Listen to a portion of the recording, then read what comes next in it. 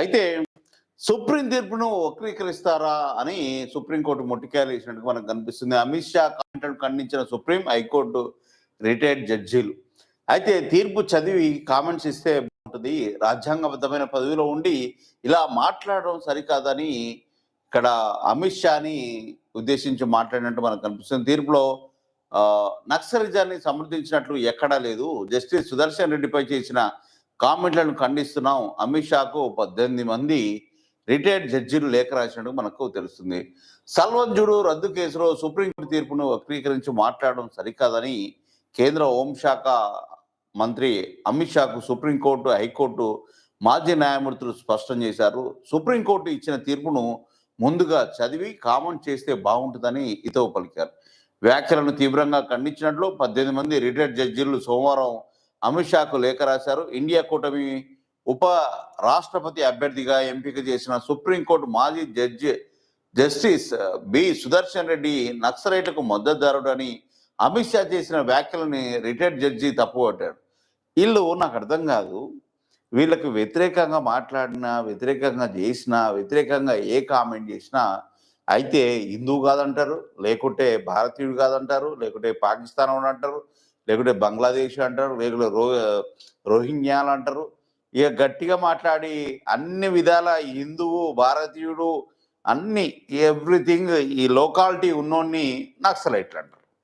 ఇది వీళ్ళకు వచ్చిన భాష, వీళ్ళకు వచ్చిన నీతి, వీళ్ళకున్న న్యాయం. అన్ని విధాల అరుగుడు ఉంటేనేమో నక్సలైట్ అంటారు, అర్బన్ నక్సల్. ఇక గట్టిగా మాట్లాడితే అర్బన్ అయితే అర్బన్ అంటారు, లేకుంటే విలేజ్. ఇదే ఇక టోటల్గా మాట్లాడితే ఇవే. అయితే విదేశీయుడు, లేకుంటే దేశభక్తి లేదు, లేకుంటే ఇవి, ఈ టోటల్గా ఇవే రిపీట్ అయితే ఇంత దారుణంగా వీళ్ళ అధికారం కోసము ఈ అసలు మతం అడ్డు పెట్టుకొని దారుణంగా అధికారాన్ని అనుభవిస్తూ ఇక ఇప్పుడైతే ఓట్ చోరీ చేసుకొని కూడా అధికారాన్ని అనుభవించాలని చూస్తారు.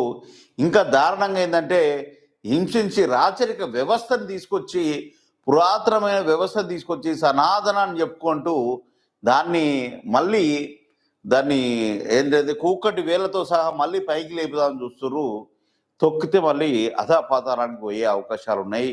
అమిత్ షా అండ్ మోడీ చాలా దారుణంగా మీరు వ్యవహరిస్తున్నారు. దీనికి సంబంధించి రాజ్యాంగబద్ధమైన పదవి కోసం మీరు పోటీ పడుతున్న వ్యక్తి గురించి ఇలా మాట్లాడడం అసలు కరెక్ట్ కాదని అందరూ అంటారు. అమిత్ షా చేసిన వ్యాఖ్యలను ఖండిస్తున్నట్లు సుప్రీంకోర్టు మాజీ జడ్జీలు జస్టిస్ ఏకే పట్నాయక్, అభయ్ ఓకా, గోపాల్ గౌడ, విక్రమ్జిత్ సేన్, కురియన్ జోసఫ్, మదన్ లోకూర్, జై చలమేశ్వర్, హైకోర్టుల మాజీ ప్రధాన న్యాయమూర్తులు గోవింద్ మథుర్, ఎస్ మురళీధర్, సంజీవ్ బెనర్జీలు, పలు హైకోర్టుల మాజీ జడ్జిలు ఒక ప్రకటనలో పేర్కొన్నట్లు మనకు తెలుస్తుంది.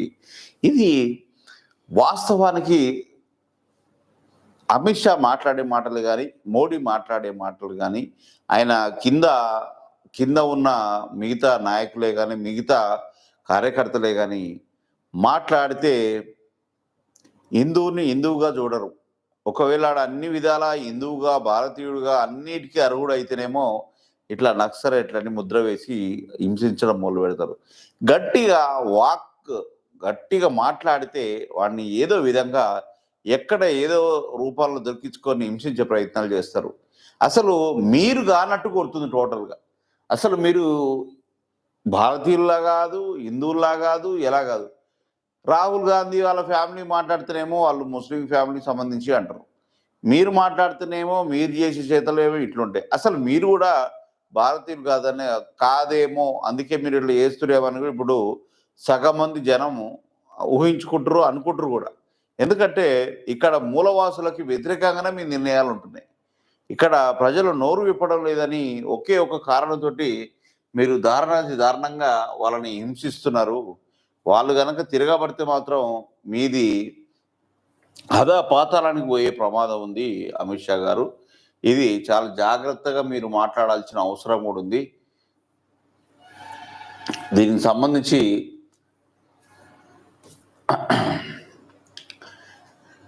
ఇక నక్సలిజాన్ని ప్రోత్సహిస్తున్నట్టు లేదు. సల్వజుడుం తీరుపై బహిరంగంగా అమిత్ షా వ్యాఖ్యలు చేయడం దురదృష్టకరం.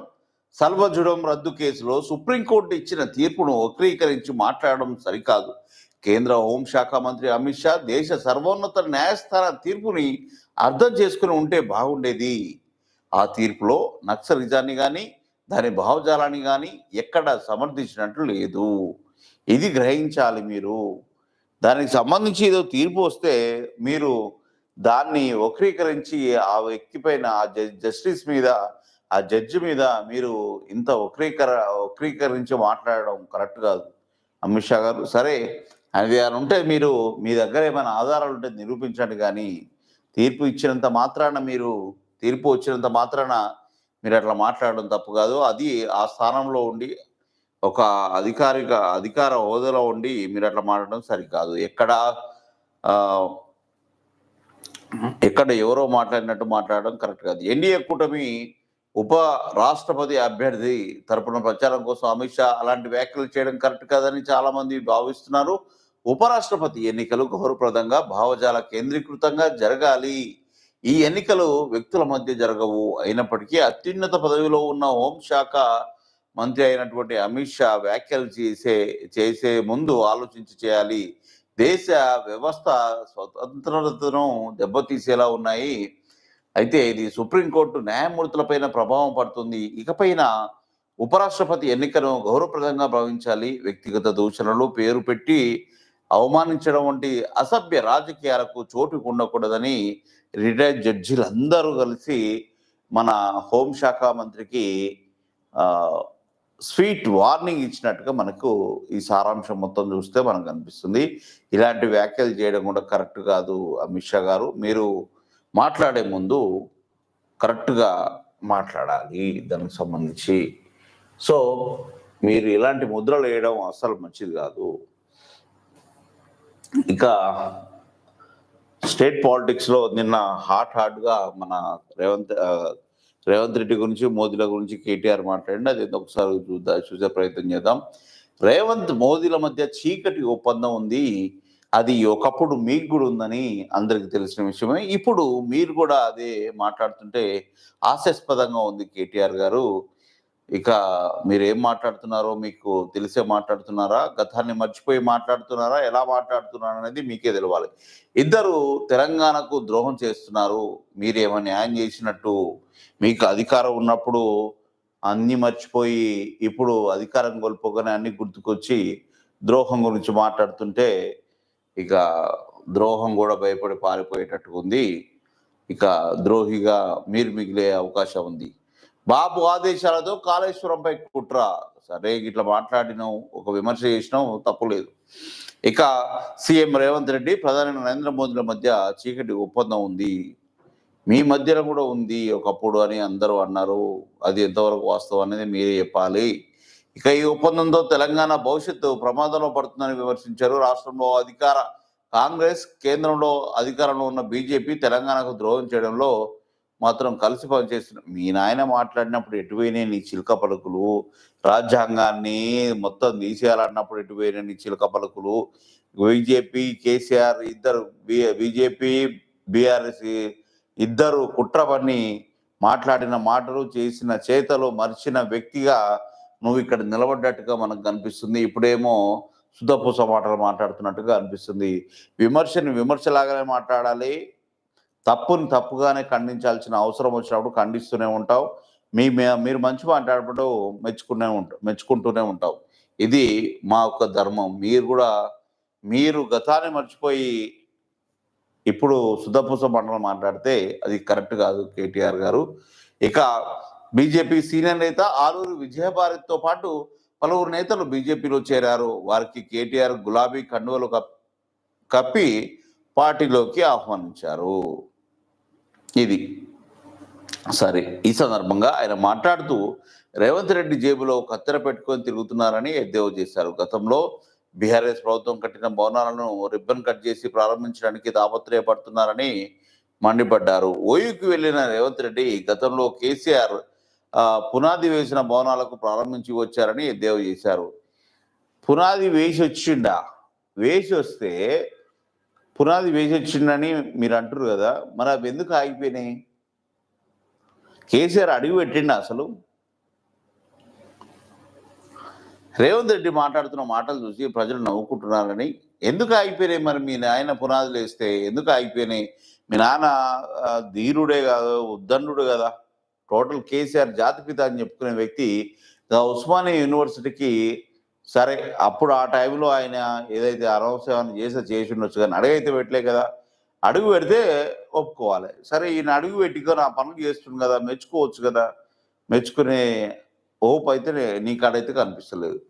సో అదంతా కుట్రే అంటాడు ఈయన. ఇక కాళేశ్వరం ప్రాజెక్టు మరమ్మతులు ఎందుకు చేయట్లేదు? గోదావరి నీళ్లను దిగువకు పంపి చంద్రబాబు నిర్మిస్తున్న బనకచెర్ల ప్రాజెక్టుకు అక్కడి నుంచి తమిళనాడుకు తరలించేందుకు రేవంత్ కుట్ర చేస్తున్నారు. ఇది మోదీ చంద్రబాబు ఆదేశాల మేరకే జరుగుతుందని, మోదీ బాబు ఆదేశాల మేరకే రేవంత్ గోదావరి నీళ్లను కిందికి పంపించేందుకు కుట్ర చేస్తున్నారని, కాళేశ్వరం నీళ్లు ఆగకుండా గోదావరి నీళ్లు కిందికి వెళ్ళి చంద్రబాబు నిర్మిస్తున్న కనకచెర్ల ప్రాజెక్టుని అక్కడ నుంచి తమిళనాడుకు వెళ్లాలనేది కేంద్రంలోని బీజేపీ రేవంత్కు ఇచ్చిన ఆదేశం.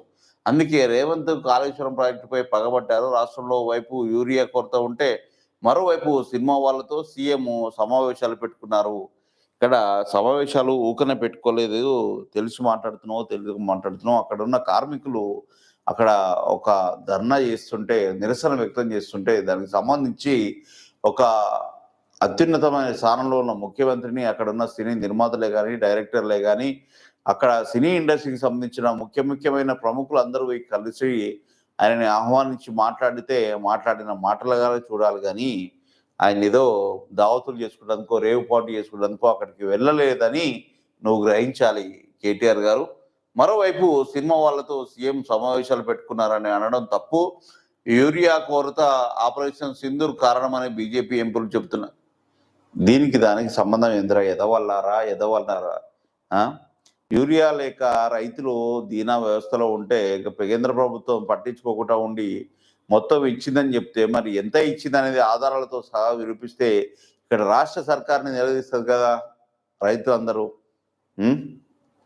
ఆ పని ఎందుకు చేయట్లేదు? అయినా కానీ రేవంత్ రెడ్డి గారు, మీకు విన్నపం, రైతులందరూ చెప్పులు పెట్టుకొని క్యూ కట్టి నిలబడుతుంటే దాన్ని పరిష్కరించే దిశగా మీరు ఎందుకు అడుగు వేయట్లేదు అనేది కూడా ఇక్కడ విమర్శించాల్సిన టైం వచ్చింది కాబట్టి విమర్శిస్తున్నాం అనేది గుర్తుపెట్టుకోవాలి. ఇక రాష్ట్రంలో ఇది అయిపోయిందా? రాష్ట్రంలో ఓవైపు యూరియా కొరత ఉంటే మరోవైపు సినిమా వాళ్ళతో పరిచయం సమావేశాలు అనేది అది తప్పుగా భావిస్తున్నారు కేటీఆర్ గారు. రేవంత్ రెడ్డిని అర్థం చేసుకుంటే బాగుంటుంది. అసలు మనకు చైనాతో యుద్ధం జరిగిందా? రేవంత్ పై మాట పడకుండా బీజేపీ కాపాడుతుంది. ఏంది ఆపరేషన్ సింధూర్ కారణమని బీజేపీ ఎంపీలు చెప్తున్నా. అసలు మనకు చైనాతో యుద్ధం జరిగిందా? రేవంత్ పై మాట పడకుండా బీజేపీ కాపాడుతుంది. బడా మోదీ చోటా మోదీల దొంగాటలో రాహుల్కు దెబ్బ ఖాయం. తెలంగాణకు ద్రోహం చేయడంలో బీజేపీ కాంగ్రెస్లు రెండు ఒకటి. ఇక్కడ హింట్ ఇస్తున్నాడా? రాహుల్ గాంధీని మేల్కో అంటున్నాడా? ఏంది ఈయన భావ ప్రకటన? నాకు అర్థం కావట్లేదు. ఇప్పుడు వాళ్ళిద్దరూ కలిసి ఉంటారు అని రాహుల్ గాంధీకి హింట్ ఇస్తున్నట్టు కొడుతుంది. ఆయన ఏదో దెబ్బతింటాడు. అవన్నీ ఏం జరిగాయి? అలాంటి ఆటలు ఏం జరిగాయి? రేవంత్ రెడ్డి చాలా జాగ్రత్తనే మాట్లాడుతున్నాడు, జాగ్రత్తనే వహిస్తున్నాడు. రేవంత్ రెడ్డి మోడీని కలిసేదే మీకోసం అన్నట్టుగా ఇక్కడ జనాలు అందరూ అనుకుంటుంటే నీకు అక్కడ ఓర్వలేక అవి మాట్లాడుతున్నట్టు మనకు అర్థమైపోతుంది. కేంద్రంలో కనుక ఎట్లయితే రాహుల్ చూసి మోడీ అమిత్ షాలు భయపడుతున్నారు, ఎట్లయినా అనగదొక్కాలి, ఏ విధంగానైనా అణచివేయాలి, ఏ విధంగానైనా కేసులు పెట్టాలి, ఏ విధంగానైనా డెవలప్మెంట్ అనే విషయాన్ని పక్కకు పెట్టి మిగతా అన్ని విషయాలు మాట్లాడే రకం కేంద్ర ప్రభుత్వం. ఎస్, ఆ విధంగానే మాట్లాడింది కేటీఆర్ ప్రభుత్వం, కేసీఆర్ గవర్నమెంట్. ఇప్పుడు రేవంత్ సర్కార్ కూడా ఏం తక్కువేం కాదు, ఆ విధంగానే కొంచెం అటు ఇటుగా మాట్లాడుతుంది. సో ఏదేమైనప్పటికీ మీరు దాంట్లో ఉద్దండులు. ఎందుకంటే డెవలప్మెంట్ అనే విషయానికి వచ్చేసరికి బీజేపీకి మతం గుర్తొస్తుంది, కులం గుర్తొస్తుంది, అర్బన్ నక్సలైట్లు గుర్తొస్తారు, పాకిస్తాన్ గుర్తొస్తుంది, చైనా గుర్తొస్తుంది, మిగతా దేశాలన్నీ గుర్తొస్తాయి. వాటి అన్నిటితోటి యుద్ధాలు, పనులు, గొప్ప ఇదంతా ఇదొక తతంగం అంతా క్రియేట్ అవుతుంటుంది. దేవుళ్ళు వీళ్ళంతా ఇక రోజుకో పండుగ మనకు ఉండనే ఉంటుంది. ఆ వ్యామోహంలో జనాలు మర్చిపోతుంటారు. కానీ సూటిగా ప్రశ్నించే వాళ్ళు దొరకక మీది నడుస్తుంది, మీ దినాలు నడుస్తున్నాయి ఆ విధంగా. ఇక ప్రశ్నించడానికి అందరూ ముందుకొస్తుంటే వాళ్ళని నొక్కడానికి కూడా మీరు సిద్ధపడుతున్నారు. ఆ విధంగా గొంతు నొక్కితే 1000 గొంతులు ఇంకా పుట్టుకొచ్చొస్తాయి. ఇంక లక్షల గొంతులుగా మారే అవకాశం ఉంది. ప్రతి ఒక్కరి చేతిలో సెల్ ఫోన్ ఉంది. ఆ సెల్ ఫోన్ తోటే ఒక్క వీడియో వదులుతున్నారు ఒక్కొక్కళ్ళు. అది చాలు కోట్ల వీడియోలయిపోతాయి. అప్పుడు దారుణంగా వైఫల్యం చెందాల్సి వస్తది గవర్నమెంటు. అది కేంద్ర, రాష్ట్ర సర్కార్లు ఏదైనా గానీ, ఇంకా అలాంటి అలాంటివి క్రియేటివిటీ అయ్యి, ఒక ఉద్యమ రూపం దాలిస్తే మాత్రం, ఈ గవర్నమెంట్‌లు ఏవి పని చేయయి, ఏది ఉండదనేది వాస్తవాన్ని తెలుసుకొని గ్రహించుకోవాలి. ఇక బీజేపీ, కాంగ్రెస్ 2 ఒకటే. పరిశ్రమలు, పెట్టుబడులు, విభజన హామీలన్నిటిలోనూ బీజేపీ తెలంగాణకు తీరని అన్యాయం చేసిందని కేటీఆర్ అన్నాడు. ఒక టైంలో మీరు వాళ్ళతో ఉన్నప్పుడు వీళ్ళు ఓర్చుకోలేదు. వీళ్ళు వాళ్ళతో ఉన్నప్పుడు మీరు ఓర్చుకోవట్లేదు. ఇది ఇక్కడ అర్థమవుతుంది. కానీ కేంద్రం మాత్రం రాహుల్ గాంధీని చూసి తట్టుకోలేకపోతుంది. రాహుల్ గాంధీకి పెరుగుతున్న పాపులారిటీని చూసి తట్టుకోలేకపోతుంది. ఇది మాత్రం వాస్తవం అన్నది మనకు క్లియర్‌గా కనిపిస్తుంది. ఇక్కడ రాష్ట్రంలో కేటీఆర్‌కి ఇంకా అహం తగ్గలేదు. కేసీఆర్ మాట రావట్లేదంటే కేసీఆర్ తప్పిదాలు తనకి కళ్ళ ముందు భూతద్దంలో క్లియర్‌గా కనిపిస్తున్నాయి కాబట్టి మాట రావట్లేదని మనం అర్థం చేసుకోవాలి. ఇద్దరు దొంగలే. ఒకరు తెలంగాణను దోచుకున్నారు, మరొకరు దొంగ ఓట్లతో గెలిచారు. బీఆర్ఎస్‌పై, బీజేపీపై మహేష్ ఫైర్ అయినట్టు వర్ధన్నపేట ఉదరపేటలో హుషారుగా యాత్రకు సంబంధించి మాట్లాడిన మాటలు మనకు కనిపిస్తుంది. ఒకరు తెలంగాణ దోచుకున్నారన్నది కేసీఆర్ గురించి అయితే, మరొకరు దొంగ ఓట్లతో గెలిచిన దొంగ అని మోడీని విమర్శించినట్లు మనకి ఇక్కడ కనిపిస్తుంది. కాంగ్రెస్ గవర్నమెంట్‌కి సంబంధించిన మంత్రులు, పిసిసి అధ్యక్షులు తెలంగాణ దొంగ ఓట్లతో గెలిచి దేశాన్ని దోచుకుంటున్నారు అని పిసిసి మహేష్ కుమార్ తీవ్రంగా వ్యాఖ్యలు చేసిండు. ఆ వ్యాఖ్యలకు సంబంధించి కాంగ్రెస్ చేపట్టిన ప్రజాహిత పాదయాత్రకు జనం నీరాజనం పట్టినట్టు మనకు క్లియర్‌గా కనిపిస్తుంది. దీనికి సంబంధించి వాళ్ళు చెప్పుకొస్తారు, జనం నీరాజనం పట్టిరని. వాళ్ళే డబ్బు కొట్టుకుంటారు. అసలు సంగతి జనం మైండ్‌లలో మెదులుతూనే ఉంది. సో అవును, నిజమే అన్నట్టు ఓట్ల దొంగపై ప్రశ్నిస్తే BJP election commission of India ఒత్తాసు పలుకుతుంది. ఇది మాత్రం వాస్తవమే. నేను చేసిన ఆరోపణలకు కట్టుబడి ఉన్నాను. తెలంగాణలో గెలిచిన 8 మంది బీజేపీ ఎంపీల గెలుపు పట్ల మాకు అనుమానం ఉంది. కిషన్ రెడ్డి, మీకు బీసీల మీద ఇంత అక్కసు ఎందుకు? మీకు భయపడి బీజేపీలోని బీసీ నేతలు నోరు విప్పడం లేదు. బండి సంజయ్ పుట్టుక బీసీ కావచ్చు, కానీ బీసీ రిజర్వేషన్లో అర్హుడు కాదు అని స్పష్టంగా మాట్లాడుతున్నాడు. మనకు తెలుస్తుంది. రేవంత్ రెడ్డిని బీసీగా పరిగణించాలి. ఇదేంద్ర అయ్యా, వర్ధన్నపేట గడ్డపై నుంచి సవాల్ చేస్తున్నా. వచ్చే ఎన్నికల్లో 100 సీట్లు గెలుస్తాం. ఇదే వర్ధన్నపేట గడ్డపైన విజయోత్సవ సమరాలు జరుపుకుంటాం. దేవుళ్లను రాజకీయాల్లోకి లాగి ఓట్లు బిచ్చం ఎత్తుకున్న దొంగలు బీజేపీ నేతలు. మోదీ 3వ సారి అధికారంలోకి రావడానికి అనేక తప్పులు చేశారు. ఎలక్షన్ కమిషన్ ఆఫ్ ఇండియా స్పందించినప్పుడు ప్రజలకు ఎన్నికలపైన ఏం నమ్మకం ఉంటుంది? ఇది వాస్తవం. ఎలక్షన్ కమిషనే స్పందించకపోతే ఇంకెవరు స్పందిస్తారు అనేది వాస్తవం. అయితే ఓట్ల దొంగతనం జరిగింది కాబట్టే బీహార్లో రాహుల్ గాంధీ యాత్రకు ప్రజల నుంచి మంచి స్పందన లభిస్తుందని మహేష్ గారు చెప్పుకొచ్చిండు. అటు ఇటు కలిసి కాంగ్రెస్ బీజేపీని వేసుకుంటుందని మనకు కనిపిస్తుంది. కడియం అవినీతి తిమింగలం అని మన రాజన్న అంటుండు. దానికి సంబంధించి వార్తలు అయితే కనిపిస్తున్నాయి. ఇంకా 100 కోట్ల భూమికి విముక్తి కలిగినట్టు జూబ్లీహిల్స్‌లో కబ్జా భూమిని కాపాడిన హైడ్రా. 2000 గజాల స్థలం 100 కోట్లుగా గుర్తింపు. ప్రజా అవసరాలకు కేటాయించిన భూమిలో నర్సరీ ఖాళీ చేయాలని నోటీసులు ఇచ్చిన హైడ్రా. హైకోర్టుకు వెళ్లిన కబ్జాదారుడు చుక్కెదురు. జూబ్లీహిల్స్ చెక్ పోస్ట్ సమీపంలో మెయిన్ రోడ్డును ఆనుకుని ఆక్రమణలకు గురైన భూమిని హైడ్రా సోమవారం కాపాడింది. సుమారు 2000 చదరపు గజాల స్థలంలో ఈ దారుణం జరిగినట్టు మనకు తెలుస్తుంది. అయితే దీన్ని 8వ పేజీలో ఉన్నట్టుంది. సరే, ఏదేమైనప్పటికీ కాపాడింది అంటారు, అది మంచి పరిణామమే. ఇక టార్గెట్ పదట. ఉప ఎన్నికల ఆశలతో వరుసగా సమావేశాలు. కేటీఆర్ ఆధ్వర్యంలో నిర్వహణ. మొన్న షెర్లింగంపల్లి, నిన్న బాన్సువాడ. సెప్టెంబర్ 1వ వారంలో, ఆ తర్వాత ఖైరతాబాద్, ఇతర సెగ్మెంట్లో ఉప ఎన్నికలకు సన్నద్ధమవుతున్న పార్టీ స్థానిక ఎన్నికలకు సైతం సమాయత్తం. ఇక క్యాంప్ ఆఫీస్ని హైదరాబాద్కు ఫామ్ హౌస్ నుంచి హైదరాబాద్కు షిఫ్ట్ చేసే ఆలోచనలో కేసీఆర్ ఉన్నట్టుగా మనకు తెలుస్తుంది దీన్ని బట్టి చూస్తుంటే టోటల్గా అయితే.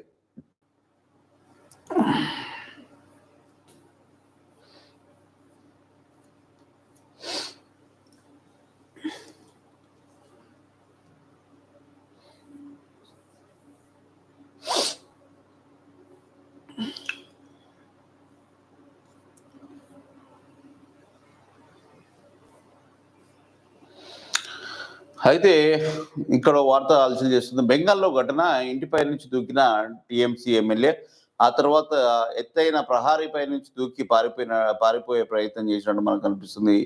ఈ వార్త వెంబడించి పట్టుకున్న అధికారులు ఆధారాలు దొరకకుండా ఫోన్ను మురికి కాలువలో వేసిన ఎమ్మెల్యే కృష్ణ సాహా. ఇక ఈయన చేసిన ఘనకార్యం ఏందో ఒకసారి పూర్తిగా చూసే ప్రయత్నం చేద్దాం. ఈడీ అధికారులు తన ఇంట్లో సోదాలు చేయడానికి వస్తున్నారని తెలిసి పశ్చిమ బెంగాల్లో టీఎంసీ ఎమ్మెల్యే ఒకరు తన ఇంటి మొదటి అంతస్తు నుంచి దూకి పారిపోవడానికి ప్రయత్నించారు. ఈ క్రమంలో ఇంటి చుట్టూ అరే తప్పించుకొని పోతే నీ కాళ్ళు దూకితే నీ కాళ్ళు ఇరిగితే తప్ప అలా దొరకకుండా అయితే పోవు కదా. నీ ఇంటికి వచ్చినప్పుడు ఆగనే అరెస్ట్ అవుతానో, లేకుంటే దానికి సంబంధించి ఆధారాలు చూపిస్తానో, నీ దగ్గర తప్పు లేకుంటే నువ్వు బయటపడతావు. తప్పు చేసినట్టుగానే నువ్వు దూకిపోతుంటే నువ్వు దొంగ అనేది క్లియర్గా అర్థమైపోతుంది. ఇక నీ నుంచి రాబట్టడం వాళ్ళకి చాలా క్లియర్. నువ్వు పట్టుకోవడం కూడా చాలా ఈజీ. అసలే షెడ్ మీద ఉన్నావు, పట్టుకోవడం చాలా ఈజీ. అది దానికి సంబంధించి ఆయన ఇంకా శ్రీశైలానికి 6 లైన్స్ అలైన్మెంట్ ఉన్నట్టుంది. మన్నూరు నుంచి పాతాల గంగ వరకు 54 కిలోమీటర్ల మేర రోడ్డు నిర్మాణం. రిజర్వ్ ఫారెస్ట్లో ఎలివేటెడ్ కారిడార్కు రకాల ప్రతిపాదనలు. మార్గంలో ఒక చోట టోల్ ప్లాజా, 2 బైపాసులు. కేంద్రానికి నివేదిక. వచ్చే నెల తొలి వారంలో భేటీ. ఎలివేటెడ్ కారిడార్ పైన వైపే సర్కారు చూపు చూస్తున్నట్టు మనకు రోడ్డు విస్తరణలో భాగంగా అక్కడ రోడ్డు నిర్మాణానికి సంబంధించి అభివృద్ధి పనులకు సంబంధించిన వార్త హైలైట్గా అనిపించింది. ఇక పెంచిన తల్లిదండ్రులకి ఆ పిల్లల్ని ఇవ్వండి. తెలంగాణ ప్రభుత్వానికి సుప్రీంకోర్టు స్పష్టీకరణ. గతంలో ఇచ్చిన ఆదేశాలు పాటించకపోవడంపై ధర్మాసనం ఆగ్రహం. కోర్టు ధిక్కరణకు పాల్పడ్డ అధికారులు 2న వర్చువల్గా హాజరు కావాలని ఆదేశం. ఎవరైతే పెంచుతారో వాళ్ళకి హక్కు ఉండాలన్నట్టుగా ఆ వార్త సారాంశం దానికి సంబంధించి. ఇక మోడీ డిగ్రీ గురించి చాలా వార్తలు అయితే కనిపిస్తున్నాయి. ప్రజా ప్రయోజనం ఏం లేదు, దాన్ని వెల్లడించాల్సిన అవసరం లేదు. స్మృతి ఇరానీ విషయంలో కూడా అంతే. మోదీ డిగ్రీ పైన మాడభూషి ఆదేశాన్ని కొట్టివేసిన ఢిల్లీ హైకోర్టు ధర్మాసనం. అది ఇక చదివితేంది చదువుకుంటుంది. నెక్స్ట్ టైం ఎట్లా ఇక అయ్యేది దాఖలాలు అయితే లేవు కదా, అయిపోయింది ఆయన టైం. ఇక ఈయన టైం ఉందని మురుస్తుంది, కానీ ఈయన టైం కూడా అయిపోయినట్టే. ఇక మళ్ళీ బీజేపీ లేవాలంటే కాళ్ళు పైకి తల కిందికి వేసినా కానీ గెలిచే అవకాశాలు అయితే నెక్స్ట్ ఎలక్షన్లు అయితే ఉన్నాయి. ఇక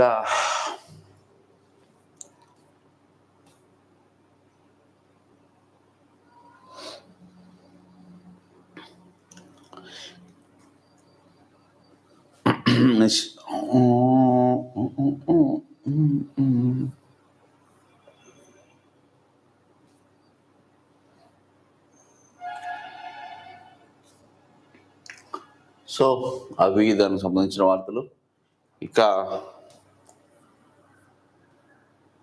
ఇవన్నీ చూసినాంగా.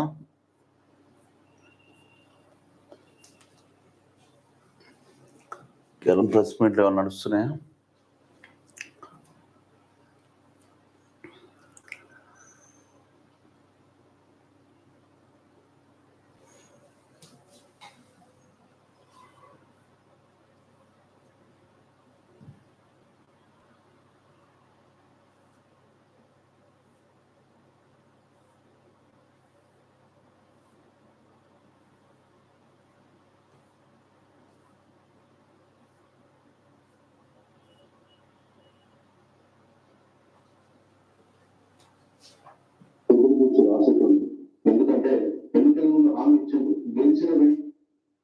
ఇక్కడ రేవంత్ రెడ్డి మాటలు ఉత్త మాటలే అని, ఉత్త చేతులతో వచ్చి ఉత్త మాటలు మాట్లాడిపోయిందని ఇక్కడ బీఆర్ఎస్ సంబంధించిన మాజీ ఎమ్మెల్యే, ఎంపీ, అలాగే బీఆర్ఎస్కి సంబంధించిన నాయకులు మాట్లాడుతున్నట్టుగా మనకు అనిపిస్తుంది. దాన్ని ఒకసారి పూర్తిగా చూసే ప్రయత్నం. కానీ బంద్ చేసిన నోటిఫికేషన్ ఇస్తాను చెప్పి ఆయన ఎన్నికల ముందు హామీ ఇచ్చిన రేవంత్ రెడ్డి గారు ఎట్టకేలకు 20 నెలల తర్వాత అయినా యూనివర్సిటీకి వచ్చిన ఉద్దేశంతో చాలా మంది విద్యార్థి నాయకులు కూడా అందరూ ఎదురు చూసి మామూలుగా ఎవరైనా చిన్నపిల్లల దగ్గరికి వెళ్తే కూడా ఏమన్నా బిస్కెట్లు పండ్లు ఫ్రూట్స్ పట్టుకుని పోతారు, చాక్లెట్లు పట్టుకుని పోతారు. కానీ వాళ్ళు ముఖ్యమంత్రి స్థాయిలో ఉన్న వ్యక్తి కూడా ఉత్తర చేతులతో వచ్చాడు, ఉత్తమాటలు మాట్లాడి రిటర్న్ వచ్చాడు తప్ప ఆయన ఉస్మాన్ రెడ్డి కానీ ఈ రాష్ట్రంలోని విద్యార్థులకు కానీ నిరుద్యోగులకు కానీ ఏ ఒక్క స్పష్టత లేని హామీలు ఇచ్చొచ్చాడు. ప్రతిపక్ష నాయకులు ఎప్పుడైనా ఉస్మాన్ పెట్టడానికి ఒక అధికార హోదాలో ఒక ముఖ్యమంత్రి స్థాయిలో ఉన్న వ్యక్తి యూనివర్సిటీకి వచ్చినప్పుడు ఖచ్చితంగా ఎక్స్పెక్ట్ చేస్తారు. యూనివర్సిటీకి నిధులు కేటాయిస్తారు, అక్కడక్కడ తక్షణం ఆఫీసర్ అక్కడే ఉన్నారు. ఉస్మాన్ యూనివర్సిటీకి వచ్చిండు, శంకుస్థాపన ఉంటే చేసిండేమో, ఇంకా దానికి సంబంధించి చేస్తే చేసిండేమో. ఆల్రెడీ క్లియర్గా మెన్షన్ చేసిండు కదా, ఆర్ట్స్ కాలేజీ ముందు అధికారులు పోలీసులు లేకుండా, అధికారులు అంటే అక్కడ ఉన్న అధికారులు కాకుండా, ఆయన సంబంధించిన అధికారులు కాకుండా పోలీసులు లేకుండా ఆర్ట్స్ కాలేజీ ముందుట ఎదురుగానే సభ పెట్టి మన సమస్యలన్నీ పరిష్కార దిశగా మనం ఆలోచన చేద్దాం, అక్కడే హామీలు అక్కడే జీవోలు పాస్ చేస్తారని క్లియర్గా ఒక మాట ఇచ్చిండు. మాట తప్పిన సీఎంగా మిగిలిపోతాడు, మాట ఇచ్చి నిలబెట్టిన సీఎంగా మిగిలిపోతాడు. అంతే తప్ప మీ కేసీఆర్ లాగా ఉద్యమానికి కేసీఆర్ తెలంగాణ క్యాంపస్ ఉస్మానియా యూనివర్సిటీని వాడుకొని క్యాంపస్లన్నిటిని వాడుకొని మర్చిపోయినట్టుగా ఈ ముఖ్యమంత్రి మాట్లాడినట్టు మనకు అనిపించలేదు. కానీ బీఆర్ఎస్ అలాంటి విమర్శలు చేస్తుంది కాబట్టి వాళ్ళ మాటలు కూడా వినాల్సిన అవసరం ఉంది. కాబట్టి మనం ఒకసారి ప్రతిపక్షంలో ఉన్న బీఆర్ఎస్ లో ఉన్న నాయకులు మాట్లాడే మాటలు కూడా ఒకసారి విందాం.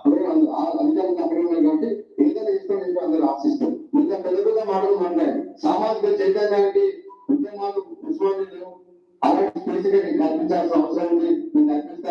డిసెంబర్ 9 వస్తా, ఇలాంటి పోలీసు బందోబస్తు లేకుండా ఎవరు లేకుండా వస్తా అని చెప్పి నిన్న రేవంత్ రెడ్డి గారు మాట్లాడారు. డిసెంబర్ 9 రోజు వచ్చే ముందు ఒక ప్రకటించి రమ్మని చెప్తున్నాం. నువ్వు ఒక్కడే రా, ఇప్పుడు పోలీసులు ఎవరు వద్దని చెప్పారు కదా, ఒక్కడే రా. నీ కాంగ్రెస్ పార్టీ కార్యకర్తలు రాకుండా, సెక్యూరిటీ కానీ ప్రైవేట్ సెక్యూరిటీ లేకుండా, బాక్స్ లేకుండా ఉస్మానియా రావాలి. విద్యార్థులను పెట్టి నిరసన వ్యక్తం చేస్తారేమో, గందరగోళం గురి చేస్తారేమో. మీకు వచ్చిన విద్య మీరు అక్కడ చేస్తారు, ఆయనకు వచ్చిన విద్య ఆయన అక్కడ విన్యాసాలు చూపిస్తాడు. మధ్యలో నగిలేది విద్యార్థులు, పనులు కాకుండా చేసేది మీరు, వాళ్ళు ఇద్దరు. ఏంటంటే ఒకరి మీద ఒకరు దూషించుకోవడం తప్ప మళ్ళా డెవలప్మెంట్ కాకుండా చూసుకునే ప్రయత్నాలు అయితే మీరు చేస్తున్నట్టుగా మీరు చేస్తే వాళ్ళు చేస్తారు, వాళ్ళు చేస్తే మీరు చేస్తారు. ఇదే జరుగుతుంది. నివేదిక ప్రకారం 2 లక్షల ప్రభుత్వ ఉద్యోగాలు ఉన్నాయని చెప్పిన కదా, ఎందుకు కాంగ్రెస్ స్టేట్మెంట్ ఇవ్వలేదు? మీరు ముఖ్యమంత్రి గారు మర్చిపోయారా? లేకపోతే విశాఖ కంపెనీ రిపోర్ట్ గుర్తలేదా? మీ ప్రజామంత్రి గుర్తు చేస్తున్నాం కదా, గట్టిగా 20 ఏళ్ల కాలంలో కూడా ప్రతిసారి నిరుద్యోగులందరూ గుర్తిస్తా ఉన్నారు. మీరు ఎన్నికల ముందు మాట్లాడారు కదా, మీ గవర్నమెంట్ లో ఉన్నప్పుడు, మీరు గవర్నమెంట్ కు ఉన్నప్పుడు ఈ పని కూడా చేయలేదు. కానీ అక్కడ ఉన్న వాళ్ళందరూ సంతోషపడుతుంటే ఆ సంతోషాన్ని లేకుండా మీరు మాట్లాడుతున్నట్టుగా అనిపిస్తుంది.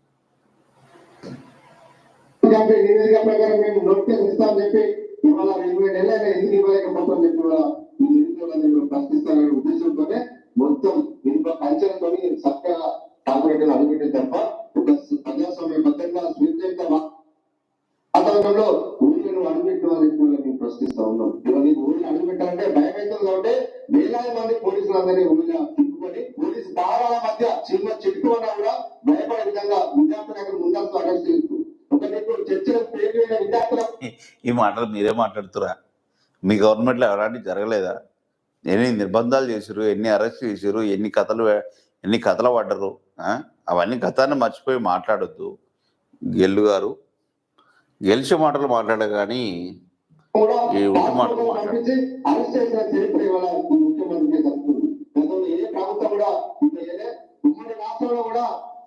ముఖ్యమంత్రి ఈ రకంగా వివరించలే రేవంత్ రెడ్డి గారు చేయడాన్ని చాలా మంది వల్ల అసహించుకుంటా ఉన్నారు.